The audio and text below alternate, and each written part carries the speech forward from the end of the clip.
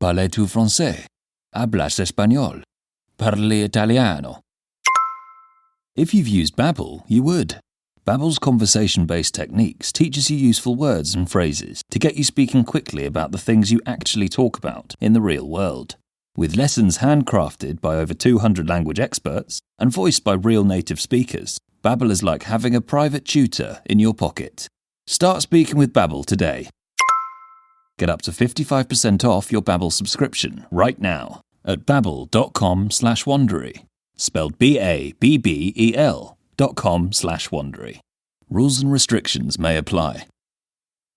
The first meetup for 2026 is on the calendar. It is January 8th from 6 to 8 p.m. at the Bigfoot Lodge in Los Angeles. I will be there along with Josh Hallmark and Michelle Tucker from the True Crime Bullshit podcast. And we hope we get as many people as can make it to this event just so that we can hang out, get to know you, talk true crime, talk podcasting, and just really make some connections with our audience. You always hear from us. We'd like to hear from you.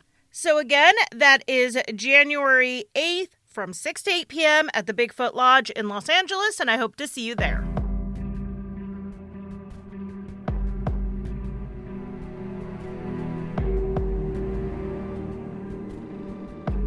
Ten-year-old Bianca Lebron said she was going to the mall with her uncle. She got into a van and drove off, never to be seen again. There have been suspects over the years, and it seems the police have gotten close to an arrest a couple of times, but Bianca's case remains unsolved. I'm Charlie, and welcome to Crimelines.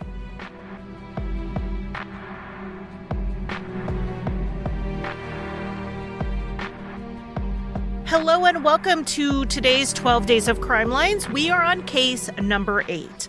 This one is a topic suggestion from Jill, so thank you for sending it over. It is from my home state of Connecticut, and I don't feel like I covered that many Connecticut crimes, seeing as I'm drawn to following them since I'm from there.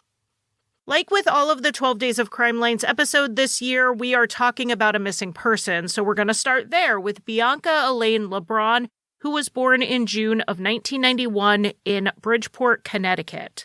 Bianca's parents, Wilberto and Carmelita, were young parents. They were both in the 17, 18, 19 age range when she was born.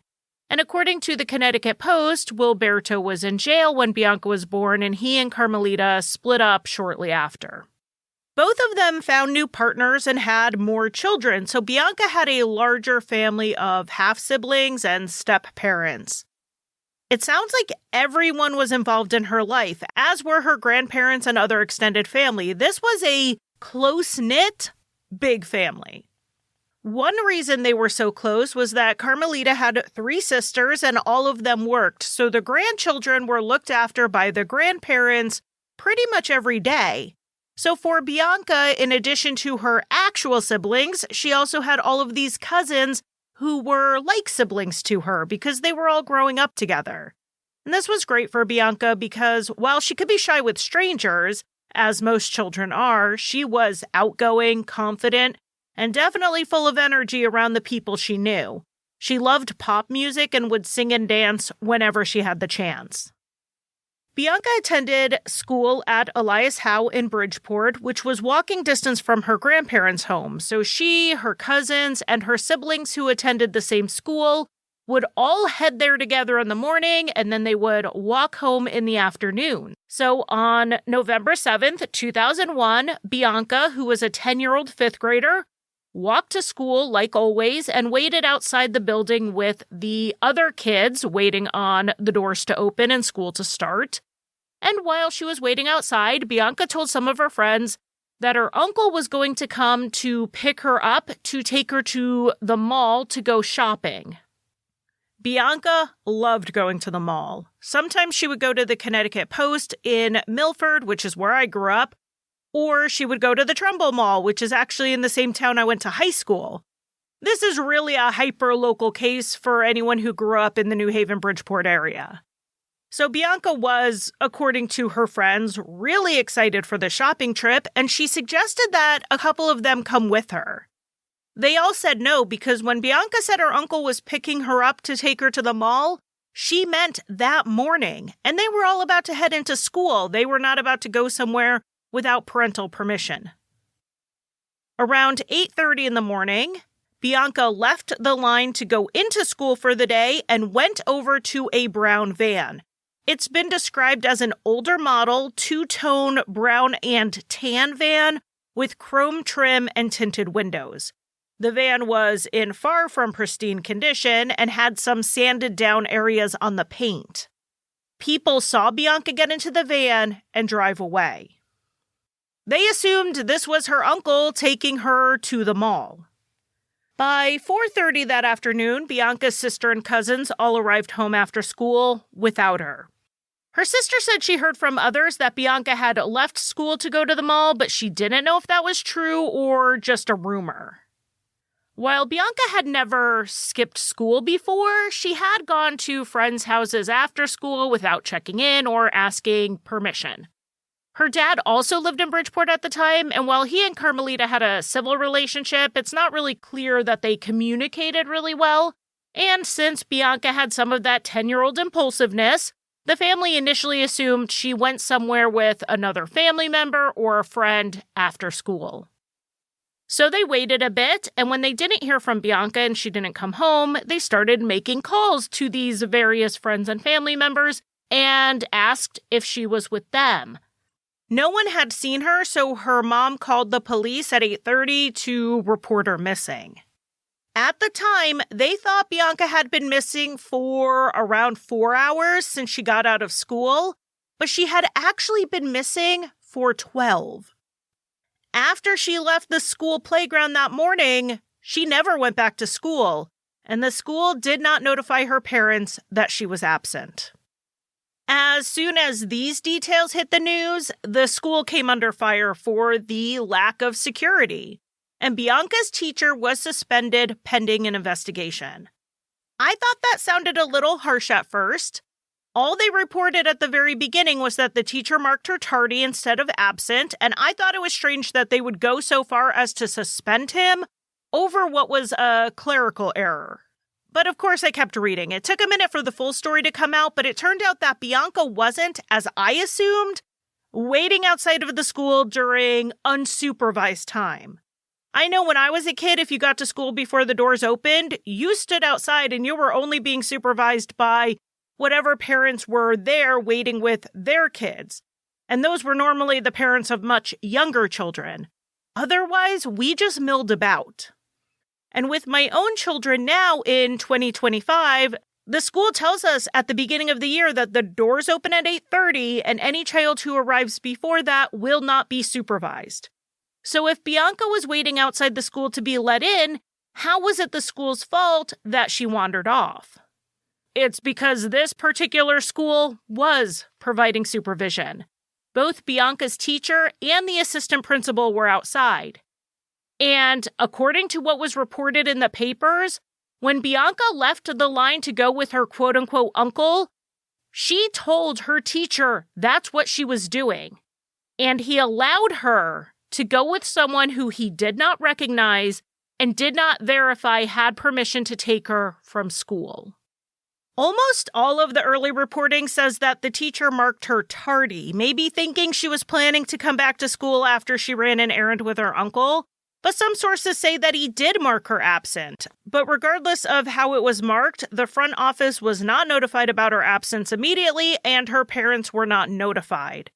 So in the full context of what was going on, it seems that suspending him pending the investigation sounds like the right decision because basic safety protocol was not being followed. The only good thing about a teacher being involved in this in any way is that we have an adult witness. They weren't just having to rely on the statements from 9 and 10-year-olds.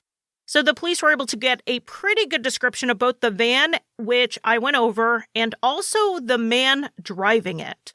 According to the Doe Network, the man was likely Hispanic, about 20 to 30 years old, average height with an average build, black hair styled into an afro, and long sideburns.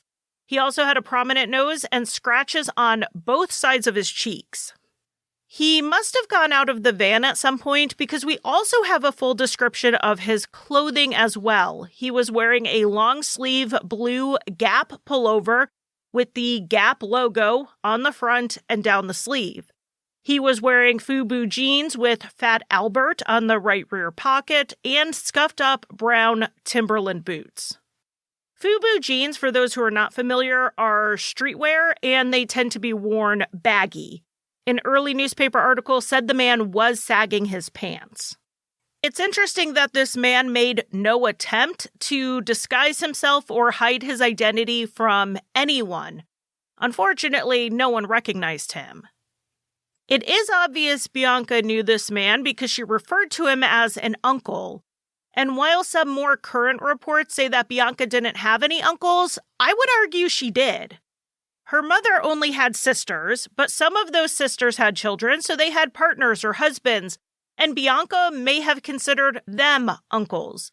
And even if she didn't, Bianca had great uncles who she saw regularly.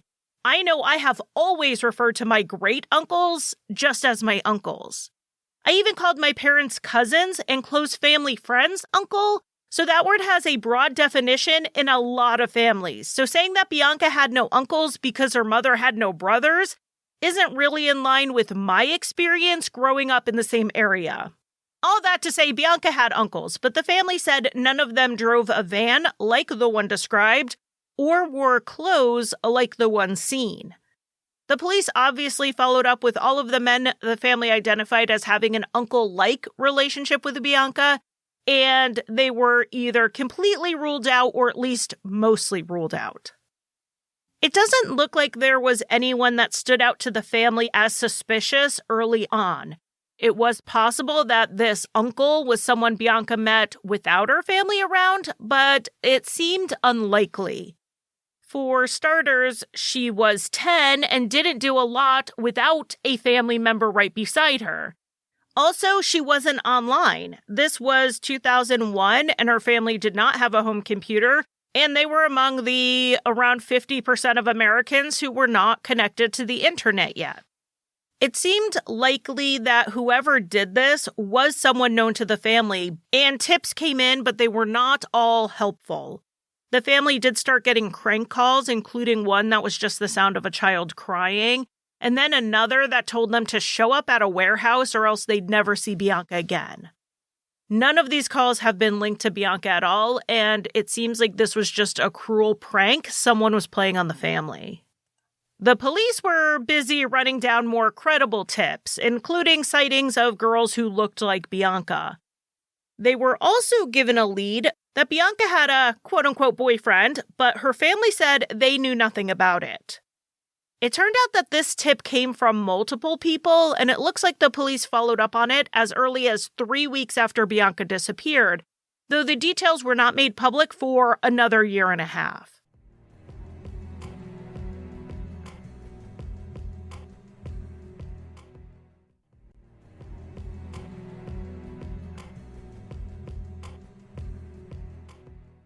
Friends of Bianca's said that she would always want to go to her great-uncle's house on Main Street because she liked a boy that lived in the area.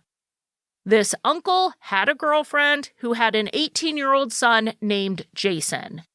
According to a 16-year-old friend, Bianca was seen holding hands with this 18-year-old and even kissed him on the lips. And then a cousin told the police that Bianca admitted to kissing an older boy, and a relative said that Jason fit the description of the man outside of the school. While Jason himself did not have a brown van, he did have a friend who did. And then a month after Bianca disappeared, Jason left Connecticut and moved to Florida.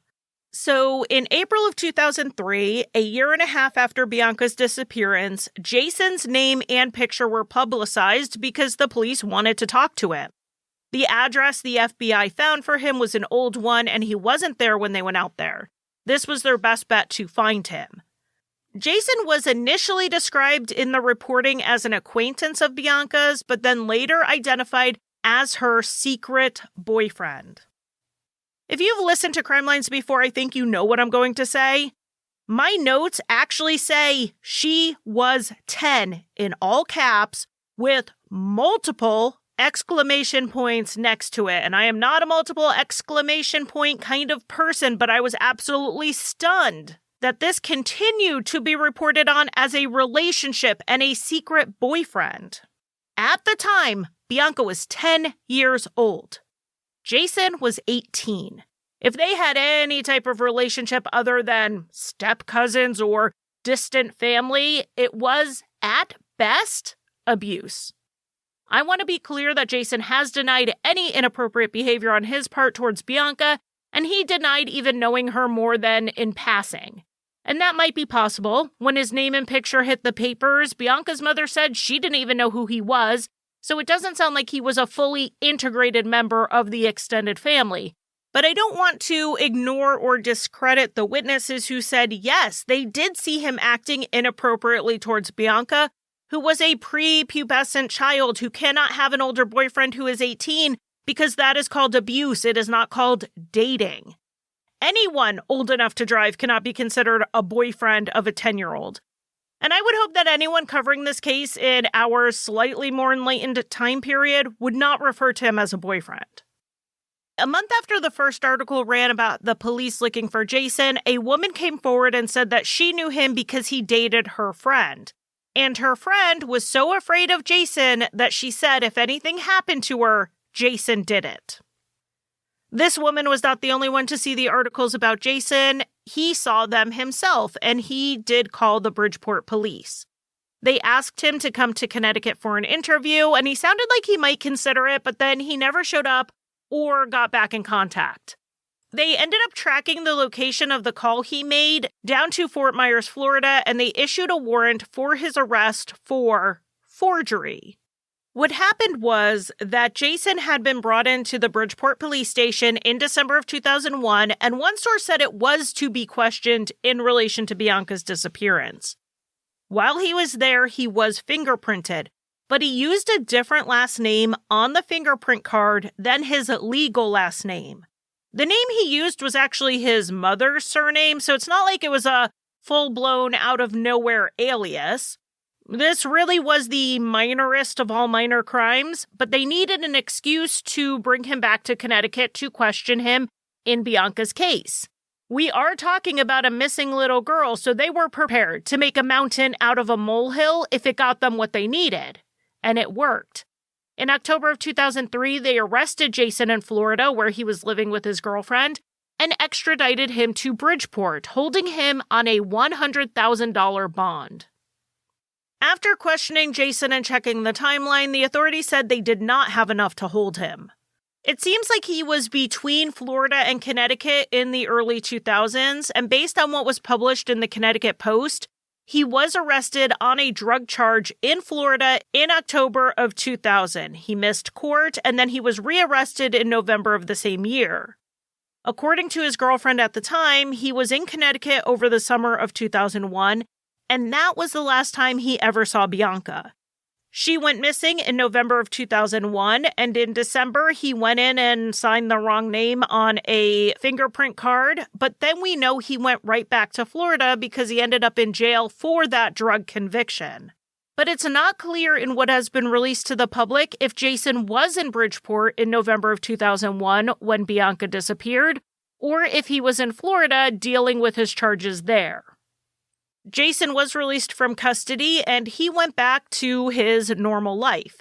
His name was all over the reporting in this case when he was arrested in 2003, but not so much anymore. Retrospective and anniversary coverage on Bianca's disappearance often don't bring him up at all, which seemed strange to me because he seemed like such a strong suspect. His name dropping out of the reporting might be because at some point in the next 20 years, another suspect emerged. The details on this man's connection to Bianca are very unclear, but we can make some reasonable deductions from what has been revealed publicly. To explain the situation, we need to go back to 1997 to a case completely unrelated to Bianca Lebron.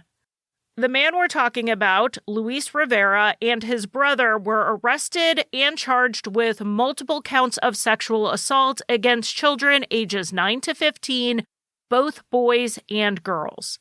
They had access to these children because they were relatives of theirs. The brother went on trial and was convicted. He ended up getting 20-something years in prison on charges related to 2 of the victims. I want to make it clear that all the victims were believed, but it seems that the state only took the strongest cases to trial.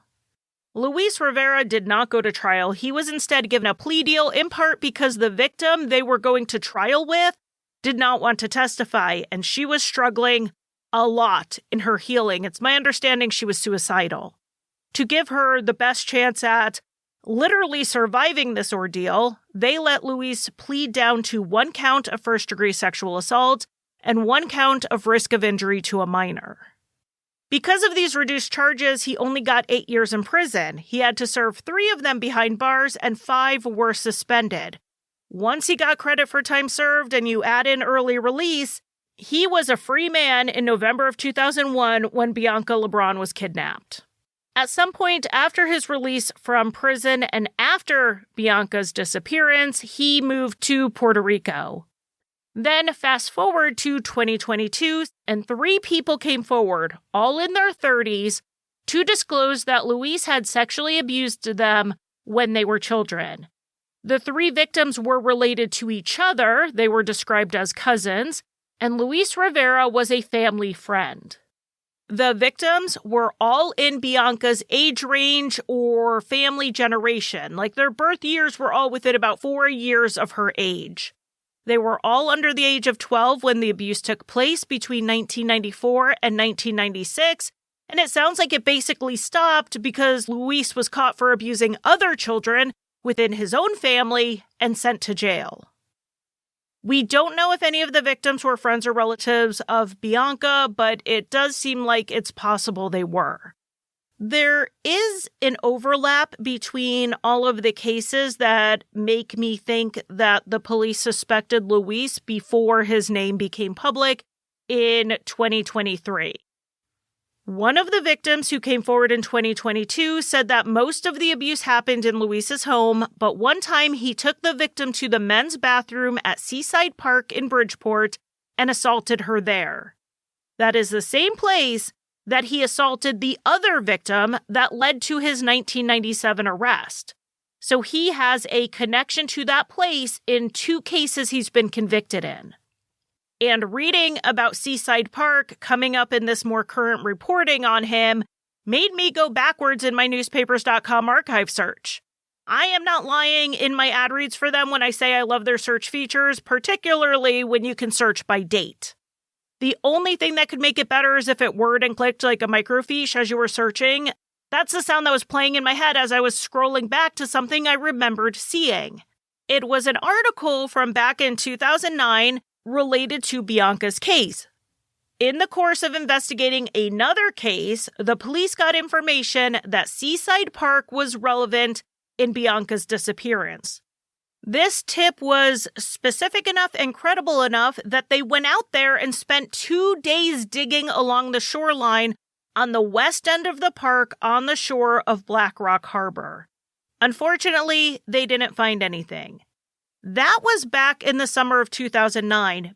So I'm really curious if the lead that sent them to Seaside Park came in regards to them investigating Luis for something, because clearly that park was part of his MO.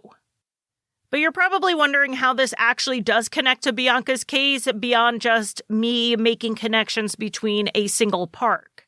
But there is a connection.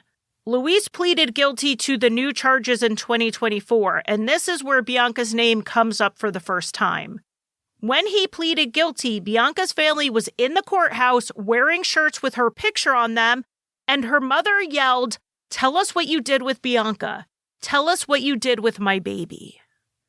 It's an absolutely devastating and heartbreaking moment for her to be in the room with this person who she thinks kidnapped her daughter more than 20 years earlier, and for her pain to be still so fresh.